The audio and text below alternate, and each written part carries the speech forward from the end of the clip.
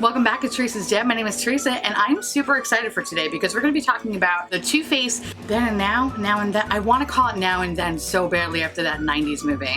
Then and Now palette. But before I get into that palette, if you're new to this channel, hi, my name is Teresa. I say a lot of really awful, weird shit. Usually in this point of the video, I kind of tell a little bit of a story time. So if you're not into that, I completely understand. I'll leave some time codes down below if you just want to jump into the four-look tutorial and my overall review. Feel free. If not, get a little snack and a drink and let me tell you about the bullshit of trying to order this palette. I found at the end of my workday on, was it last Wednesday, that I was able to order the palette through the Sephora app. Of course, I didn't see it while I was at work, so as I was walking to the train, I was trying to multitask. I was trying to order the palette and get home as quickly as possible. Every time I was about to order it, I kept losing service. So this is probably about the 5th time I was trying to place the order at this point, and I was getting pissed off. As I was going down to the subway platform of my last train that I take home, I noticed that the train was pulling into the station. So I, of course, run my little piggy ass into the train because I noticed the next train wouldn't come for 12 minutes. Now, if you're not familiar with New York is really disgusting in the summertime. So much that if you go on the platform, it's probably about 197 degrees. No joke. I get in the train. It's very crowded, so I'm standing like this, holding onto the pole, trying to use my one hand to order this stupid palette and trying to do so before I lose service. Now, what's really great about New York City has upgraded all of their train platforms to have some sort of cell phone service, which is great. However, in between stations, you lose it, which totally makes sense. Of course, I missed my opportunity and I was stuck in the tunnel in between the two stations. So I wasn't even very long into my commute, maybe 2 minutes in, where the train kind of had like a screeching halt. So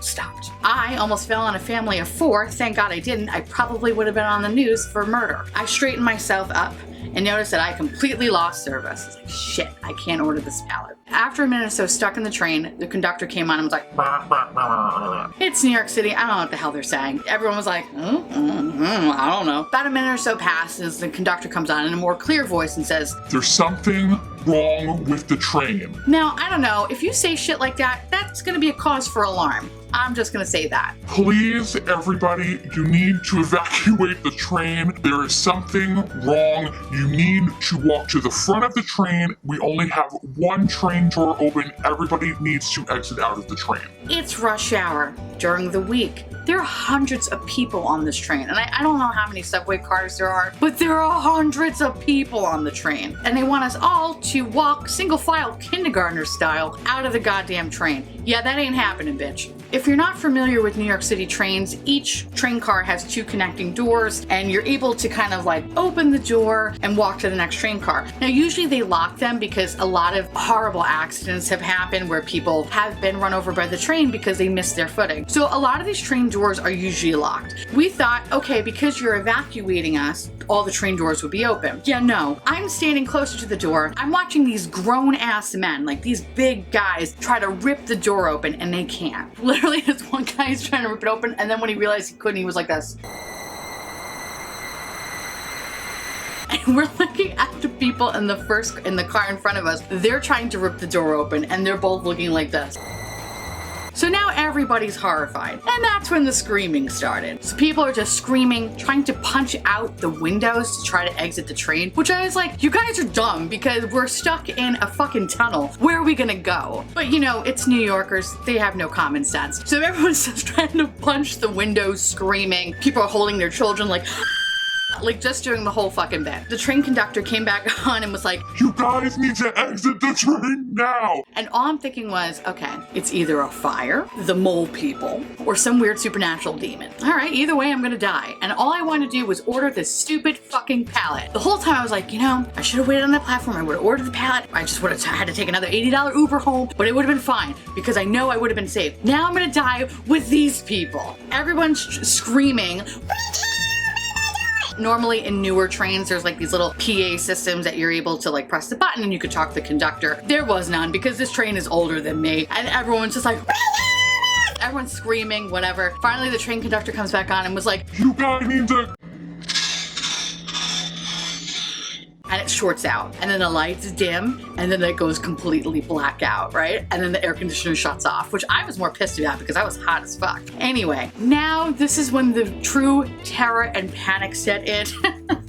everyone's screaming, literally blood-curdling screams like they're being eaten by sharks, and they're just punching, and I keep getting elbows to my side, and I know it's not on purpose. Everyone's just trying to flee, but there's just nowhere to go. So I'm trying to remain calm as best as I can, because I tend to freak the fuck out real bad. So I'm just trying to be like, it's gonna be okay, it's gonna be fine, this is stupid, don't worry about it, you're not gonna die by some supernatural demon, we'll be okay. After about a minute or so of that, which felt like an eternity, the lights slowly flickered back on, and then the air conditioner slowly came back on, and the conductor was like, Okay, we're going to pull into the station. Everybody needs to evacuate the train now. so we're like, oh fuck, okay, this is serious. Pull into the station, the train doors open, there's nobody in the platform. So now we're all kind of weary, because we're like, this could be a trick. There's nobody out, we're looking. Finally, we just hear the conductor says, Okay, well, the train's gonna go back into service. Thank you guys for riding with the MTA. I was like, are you fucking kidding me?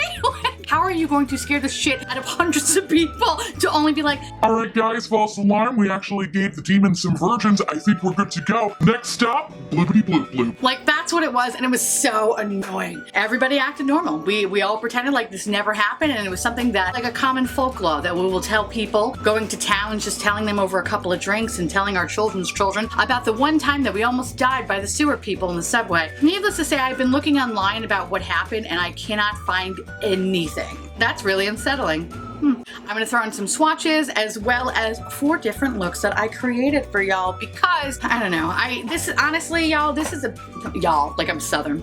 Honestly, this is a big bitch, and I really wanted to take my time and make as many looks as I possibly can with the palette and to really give you my overall thoughts because she's an expensive little lady. She's $59, and I want to give you my full honest review, of course. So check that stuff out and come back and I'll let you know my final thoughts on whether or not I think you should buy this palette.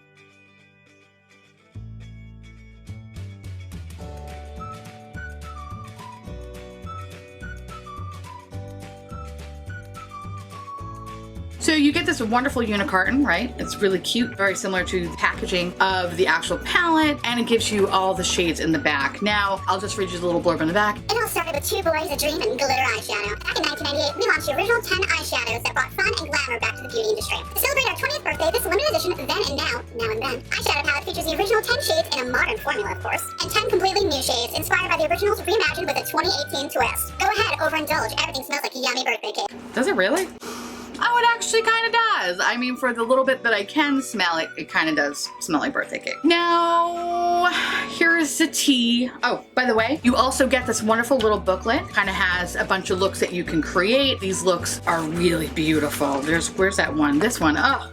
Bitch, that is me to a T. I love it. Retails for $59. Okay, so here's this packaging. It is super, super, super heavy, tiring heavy, and it's very long, and I feel like trying to put this somewhere, it could fit there. Never mind, I'm done. It's a very weird shape, so if you have large storage like this, which I actually got from the Container Store, it will fit just fine. However, anything else, you either have to kind of stand it up or do whatever. So for packaging, I kind of wish that it was a little bit not so long, maybe kind of, I actually wouldn't mind if it was a little bit wider and then maybe just cut down the length a little bit, because I just feel like this palette, it's just weird sizing. The packaging on this, it's cute and it's not cute at the same time. I actually really don't mind the look of this. I really do like that this is kind of their old logo and it also matched with their new logo. I think that's really cute. However, it is very glittery, almost to the point where there's all these little glitter, micro glitters on my hands, which makes me not want to touch this product. That's the one thing that really sucks about it. It's also kind of heavy and like off-putting. It's almost exhausting to hold this. And I know that sounds really silly. It's such a pain in the ass to like hold and just try to maneuver. I felt like I needed to just like leave it down on a flat surface and kind of play with it that way. It was the only thing that made sense. The top 10 shades are the original 1998 shades and the bottom shades are the 2018 reimagined shades. Now, I will say that this is a nice selection of color, although I wish that there was a little bit more pop of color in there, maybe a yellow, because after all, I am on the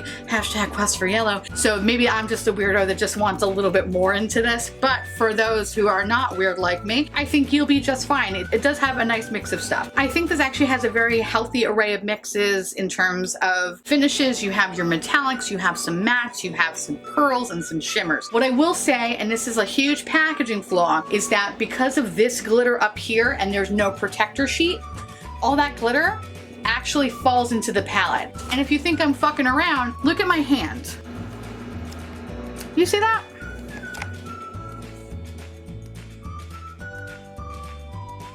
My hand's a baby disco ball, okay?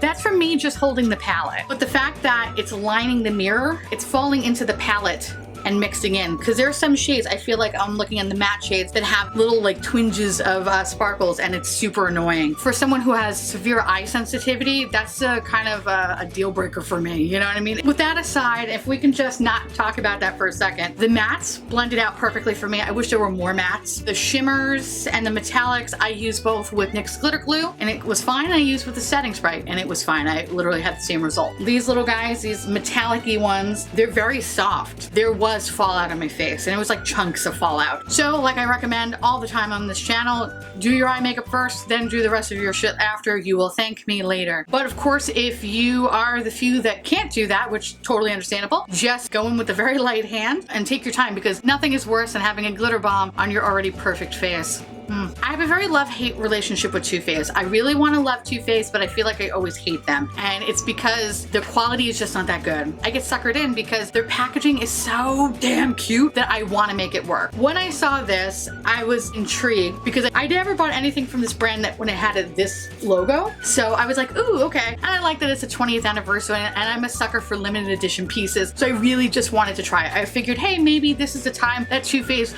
will redeem itself in my eyes and I will forever be a fan of the brand. Now, I think while the shadows, I had a good experience with them. All the different shadows, they worked out so well and they blended out so well. And I really like that I was able to create really kind of beautiful colors with them. What kills me is the packaging. The biggest flaw in all of this, because of how it lays, you're getting all these little micro glitters into the shades. And for somebody like me who has extreme eye sensitivity, that sucks. Like this eye is actually really hurting right now. And it's all because of like these little glitters that are falling into the pans. I think Too Faced fucked up in in the sense that they should have had some sort of protector sheet. Now granted, I can make my own protector sheet. I could literally just put a piece of paper in there and just, you know, just shut the fuck up about it. But I shouldn't have to do that though. I feel like Too Faced and quality control should have realized, oh man, these little glitters are actually going to hit the palette and that's gonna suck. So I think I wouldn't recommend the palette just for that. So if you do have sensitive eyes, I don't think I can recommend this for you because you're gonna have the same experience that I'm having. But if your eyes are,